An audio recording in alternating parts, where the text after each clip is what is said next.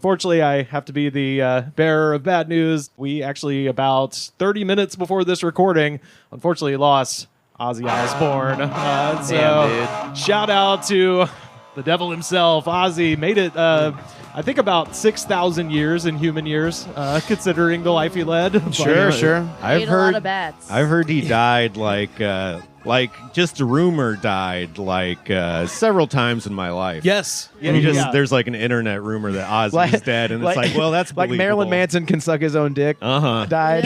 It just makes sense, He could suck his own dick. Ozzy could die. They just are things that could easily happen. Yeah. So, Well, it's just something that you can be told and be like, oh yeah, that that makes sounds sense. right. Yeah. see it. that's There's about no right. internet, so I just believe anything. Yeah. Boy, what a great time that was. Oh, hell yeah. Yeah. Oh, great song too, man. That's my favorite. I was trying to What think is my this? favorite Black Sabbath. Sabbath, Bloody Sabbath. This one, Dude, it's got it all. Volume 4 might slightly edge this one out, but this record fucking rips, man. I just mean single, like song, single, yeah, like it's song. fucking- I yeah. think that's my favorite because you get the full Ozzy on display. You get the hard rock shit, but then also you get the little, ooh, yeah, Yeah, Get, I mean- get the sweet softness in the middle there, and then that fucking ripping ass guitar. My God, Dude, the first 6. I mean, and all respect to Dio, because Yeah. fucking great singer as well. But Yeah. like the first 6 Sabbath records, I mean, that's the foundation of metal. yeah, right hell there. yeah, absolutely. And Heaven and Hell rocks too. That's a Oh, good Heaven and Hell's great. Mob Rules is great. one. Yeah. That 13 album they did was pretty all right. Oh yeah, that was like what was that, like 2013 or something like Yeah, that? and Bill Ward couldn't be on it because Sharon Osbourne was being, I think, difficult or whatever. So they got the guy from Rage Against the Machine, who did great.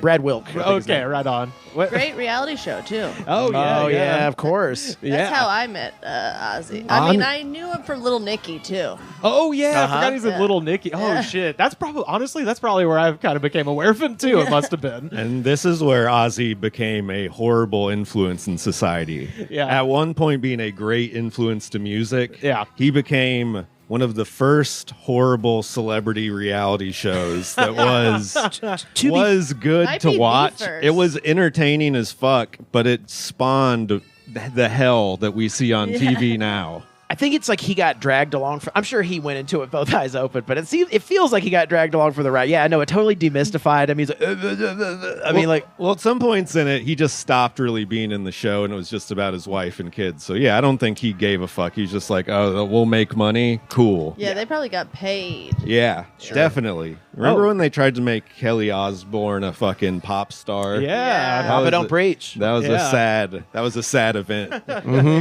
I liked it kind of because I was like, yeah, it's a Kelly, but that's Also, there was the mystery Osborne that wouldn't sign off to be on the show. Oh, so, yeah. I think There's her name is another one? Amy, the older sister. She was like, fuck this. And- Smart. Wait, is that did she do If God Was One of Us? No, that's Joan Osborne. It's spelled differently. She later joined the Dead, actually, I think. She took over for Donna Godshaw, and that's great because Good for her. she's way better at singing. But Wow. no, that show, if I'm not mistaken, it started a precedent in reality TV. Well, I mean, I guess you could say this about like the real world and stuff because they use separate houses, but just basically, operating under the delusion that the house that you're watching them in is the real house they live in, when in reality it was like the one sister didn't want to fucking leave and didn't want to be on the show, so they just were like, oh, we'll get this house. So oh, so it wasn't even their house. as far as I know, yeah, Pretty cool. I drive tourists by there sometimes if they're if they're metal people. If they have specific requests about the Sunset Strip, I'm like, I'll show them the Osbourne's house. They probably know that Yeah. Oh, one. hell yeah. Yeah.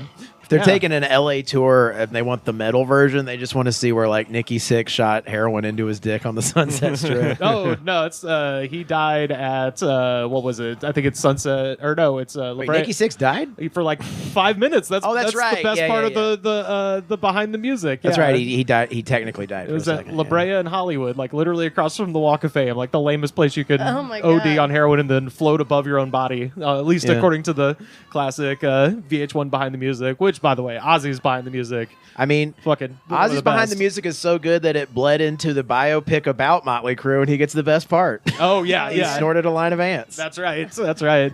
Well, yeah, obviously big loss for music, but I just collected a small bulleted list of my favorite Ozzy things, or I don't even know if I want to say favorite because there's some horrible shit in here, but things that add character to an already interesting man. Found out that Ozzy worked the No Country for Old Men brain gun at a slaughterhouse when he was a kid.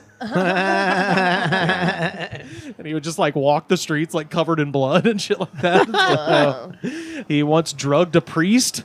I liked that. How? With what kind of drugs? So Sharon invited a priest. Ozzy, as far as I know, was a committed, Anglican Church of England, and she was worried about him for one reason or another, and she invited a priest over. Ozzy had baked a giant cake full of hashish, and Sharon fed it to the priest, and then they had to like carry him to his car and like get him back to the church. Oh, so inadvertently drugged a priest, but on brand for the man himself, right? Mm-hmm.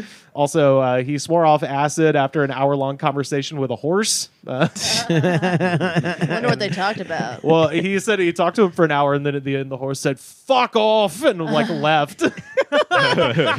He's like that guy from Wayne's World. He's like, we had to beat them to death with our own shoes.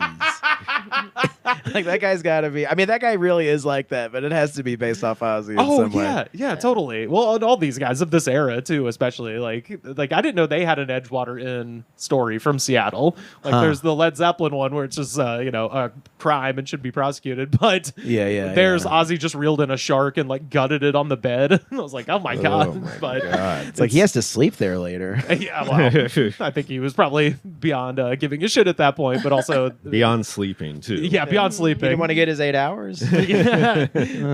So yeah, obviously bit the head off a bat on stage. But my favorite is the not on purpose. Yeah, somebody threw a dead bat on stage, and shit happens. Because they used to eat rubber bats on stage, apparently, or bite the. This is what I remember from the behind the music. Okay, and it was someone threw a real one up there. I think so. I think that was the deal. Yeah. Well, the real one was he was signing a record contract at a fancy restaurant here in town with CBS Records, and decided it would be kind of dramatic to, when he signed the record contract, release some white doves, and one of them got caught in his suit jacket, and he bit its head off in front of the record executives in a fancy restaurant in Beverly Hills.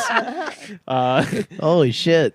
He also shotgunned a bunch of chickens at some point. Like, his wife at the time, I think it was before Sharon, built him a chicken coop because she read that it's a way to calm you out if you have other lives to take care of. And he got a shotgun and blasted all of the chickens and set the coop on fire. Holy shit. He pissed on a cop. that now because their eggs are so expensive. I know, right? God, he could have made a fortune off those chickens.